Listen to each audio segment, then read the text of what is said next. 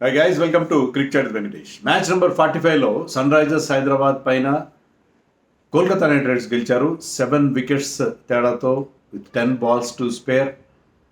ఎవరు ఎక్స్పెక్ట్ చేయలేదు Sunrisers ఇలా ఓడిపోతారని చెప్పి, ఎందుకంటే 5 మ్యాచ్లు గెలిచి మంచి ఊపు మీద బ్యాటింగ్లో బౌలింగ్లో చాలా స్ట్రాంగ్గా కనిపించారు. కానీ కేకేఆర్ స్పిన్నర్స్ మంచి బౌలింగ్ చేయడం, some batting by SRH batsmen, దానివల్ల వాళ్ళకి ఆ ఓటమి తప్పలేదు. కేకేఆర్కి ఇది వరుసగా 3rd విన్. సో వాళ్ళు మెల్లగా బౌన్స్ బ్యాక్ అవుతున్నారు. ఇప్పటికీ వాళ్ళకి కంప్లీట్గా ప్లే ఆఫ్ ఛాన్సెస్ పోయాయని చెప్పడానికి లేదు. 9 మ్యాచెస్ తర్వాత వాళ్ళకి 7 points ఉన్నాయి. రిమైనింగ్ 5 మ్యాచెస్ గెలిస్తే I think they can still qualify for the playoffs. So ఇప్పటికీ వాళ్ళు రేస్లో ఉన్నారు. పర్టికులర్ వాళ్ళ spin bowlers Sunil Narine and Varun Chakravarthy ఇద్దరు కూడా బాగా బౌలింగ్ చేస్తున్నారు. దాంతో వాళ్ళు మళ్ళీ పుంజుకునే అవకాశం ఖచ్చితంగా కనిపిస్తుంది. బ్యాటింగ్లో కూడా I think Raghuvanshi, captain Rahane, వీళ్ళందరూ బాగా బ్యాటింగ్ చేయడంతో ఏంటంటే they are still having very good hopes. So comeback అవుతున్నారు, బౌన్స్ బ్యాక్ అవుతున్నారు కేకేఆర్ని అని అనిపించింది.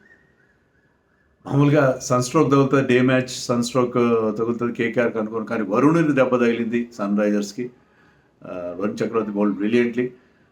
పిచ్ అంత డిఫికల్ట్ పిచ్ ఏం కాదు, గుడ్ బ్యాటింగ్ పిచ్. కానీ SRH kept on losing wickets. ఒక స్టేజ్లో 9 overs తర్వాత 105 for 2 ఆ స్టేజ్లో Travis Head outed. Travis Head batted beautifully, 217 strike రేట్తో 62 ఎంతో చేశాడు అతను. సో అతను 6లు 4లు 3 6లు కొట్టాడు, బౌలింగ్ 4లు కొట్టాడు. సో అతను ఉన్నంతసేపు ఎస్ఆర్హెచ్ పెద్ద స్కోర్ చేస్తారని అనిపించింది.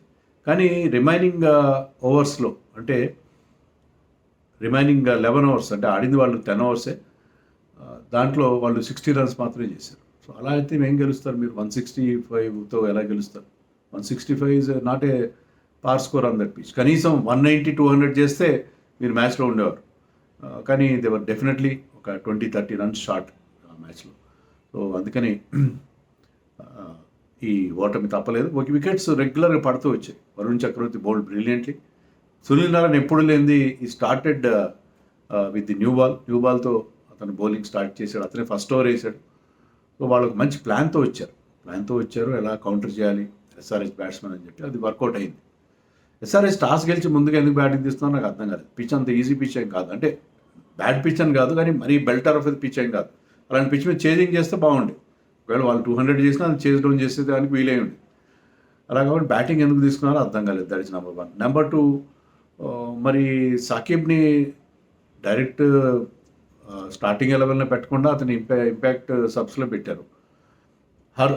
హర్షల్ పటేల్ని తీసుకొచ్చారు. ఎందుకు తీసుకొచ్చారో అర్థం కాలేదు.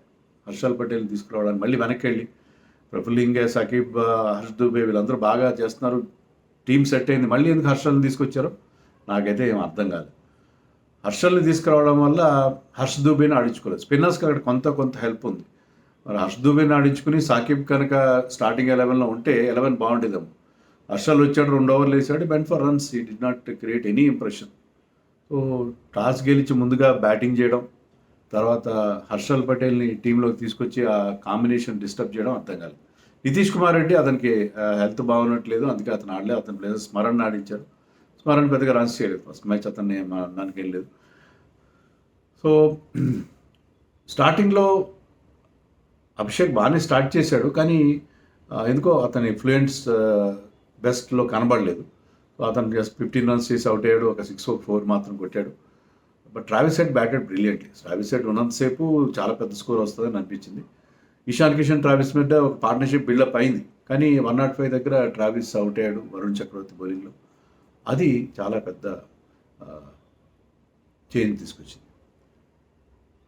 అండ్ తర్వాత క్లాసన్ వికెట్ క్యామరన్ గ్రీన్కి వచ్చింది, కానీ అది ఆ వికెట్ యాక్చువల్గా రోమన్ పౌల్ ఖాతాలో కదా. ఎందుకంటే అతను బౌండరీ లైన్లో, మిడ్ వికెట్ బౌండరీ లైన్లో అతను రన్నింగ్ అంటే బౌండరీ లైన్ లోపలికే ఉన్నాడు.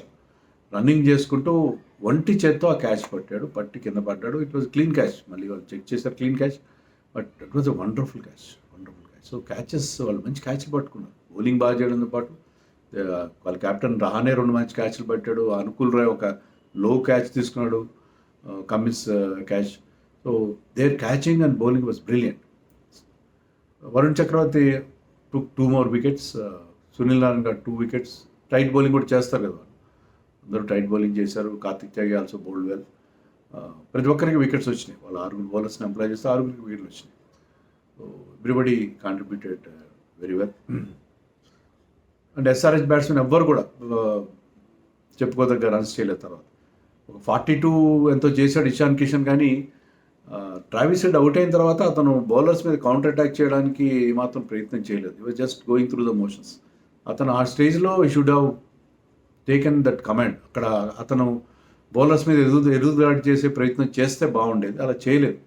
చేయకుండా ఈ మీక్లీ సరెండర్డ్. సో అది కూడా అర్థం కాలేదు. సో ఏ రకంగా చూసుకున్నా చాలా చాలా బ్యాడ్ బ్యాటింగ్ డిస్ప్లే. మీకు సల్లీలో కానీ అనికేత్ వర్మ మరొక ఫెయిల్యూర్. సో వరుసగా అందరూ చేతులు ఎత్తేయడంతో ఏంటంటే 165 మాత్రం చేయగలేదు. 19 ఓవర్స్కి ఆల్అవుట్ అయిపోయారు. ఫస్ట్ టైం ఈ సీజన్లో సన్ రైజర్స్ ఆల్అవుట్ అయిపోవడం. So very very poor display. ఏ స్టేజ్లో కూడా వాళ్ళు గెలుస్తారో అనిపించలేదు. ఎందుకంటే ఒకసారి కేకేఆర్ బ్యాటింగ్ స్టార్ట్ చేస్తున్నారు. ఫినాలెన్ మనకు తెలుసు కదా, ఫినాలెన్ తీసుకొచ్చారు వాళ్ళు సైఫర్డ్ ప్లేస్లో. ఫినాలెన్ పెద్ద స్కోర్ చేయకపోయినా ఒక లిటిల్ క్యామియో 29 runs చాలా డబుల్ క్విక్ టైంలో చేశాడు. 250 స్ట్రైక్ రేట్ అనుకుంటా. అతను కొట్టిన ముఖ్యంగా ప్యాట్ కమిన్స్ మీద అతను విరుచుకుపడ్డాడు. ప్యాట్ కమిన్స్ చేసిన ఓవర్లో ఈ హిట్ 4 some 6s. ఫినాలెన్ we know what kind of a player is. So అతను ఆడిన ఇన్నింగ్స్తో వాళ్ళకి రన్ రేట్ ప్రెషర్ లేకుండా పోయింది. Ajinkya Rahane also started well. Angkrish Raghuvanshi Ajinkya Rahane మధ్య ఒక 84 runs పార్ట్నర్షిప్. వాళ్ళకి ఏంటంటే ఎప్పుడైతే ఫినాలెన్ 29 చేసి అవుట్ అయ్యాడో దానివల్ల వాళ్ళకి రన్ రేట్ ప్రెషర్ రాలేదు. టార్గెట్ వాజ్ జస్ట్ 165, అంటే మీకు 8.5 runs కూడా కాదు పర్ ఓవర్. ఎప్పుడైతే పవర్ ప్లేలో మీకు మంచి స్టార్ట్ అందిందో 4 ఓవర్స్కి మీకు 49 runs వచ్చాయి ఫినాలెన్ అవుట్ అయ్యటంకి, అక్కడే మీకు రన్ రేట్ ప్రెషర్ లేదు, స్కోర్ బోర్డ్ ప్రెషర్ లేదు. సో రఘువంశీ కానీ రహానే కానీ బిగ్ షాట్స్ కొట్టే టైప్ కాదు, కానీ వాళ్ళిద్దరూ స్లో అండ్ స్టడీగా వాళ్ళకి ఈజీ అయిపోయింది స్కోర్ని ముందుకు తీసుకెళ్ళి. వాళ్ళిద్దరూ అవుట్ అయినా కూడా before completing the target Rinku Singh వచ్చి finished off without much problem. So Rinku Singh finishing touch ఇస్తాడు కదా, చాలా ఈజీగా. Rinku Singh is in great form, finishing touch ఇచ్చాడు. దాంతో ఏంటంటే వాళ్ళు చాలా ఈజీగా 10 balls to spare గెలిచేశారు. And Varun Chakravarthy got the man of the match award. So while very much deserving. అతను నిజంగా ఎంత బాగా బౌన్స్ బ్యాక్ అయ్యాడు వరుణ్ చక్రవర్తి. He didn't have a great world cup. తర్వాత ఇక్కడ ఐపీఎల్లో కూడా స్టార్టింగ్లో వెరీ వెరీ ఆర్డినరీ, కానీ అతను సునీల్ నారాయణ ఎప్పుడైతే మళ్ళీ వాళ్ళు రిధమ్ అందుకున్నారో KKR is looking like a different side. ఎప్పటికీ బ్యాటింగ్లో వాళ్ళకి ప్రాబ్లమ్స్ ఉన్నాయి, కానీ they are looking a different side.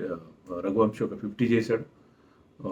And that also is a big plus for them. So మెల్లమెల్లగా వాళ్ళు కంబ్యాక్ అవుతున్నారు. సెకండ్ హాఫ్లో ఏమైందంటే ఇప్పుడు చూస్తుంటే వరుసగా టాప్ 4 teams, పంజాబ్ ఓడిపోయింది, రాజస్థాన్ ఓడిపోయింది, ఆర్సీబీ ఓడిపోయింది, ఈరోజు ఎస్ఆర్హెచ్ ఓడిపోయింది. సో 5-6 రోజుల తేడాలో, 5 రోజులు 6 రోజుల తేడాలో టాప్ 4 teams కూడా ఓడిపోవడం మనం చూసాం. సో మళ్ళీ సెకండ్ హాఫ్లో టోర్నమెంట్ మొదటికి వస్తుందా ఏమో, ఇలా అయితే బాగానే ఉంటుంది. అన్ని టీమ్స్ కనుక పోటీలో ఉంటే బాగానే ఉంటుంది. నేను మన వీడియో చేశాను, ఈ 4 teams వెళ్తాయి ప్లే ఆఫ్స్కి అని చెప్పి. కానీ మళ్ళీ ఇప్పుడు ఏమైనా ఈక్వేషన్ మారుతుందా, నెరేటివ్ మారుతుందా? We have to wait and see.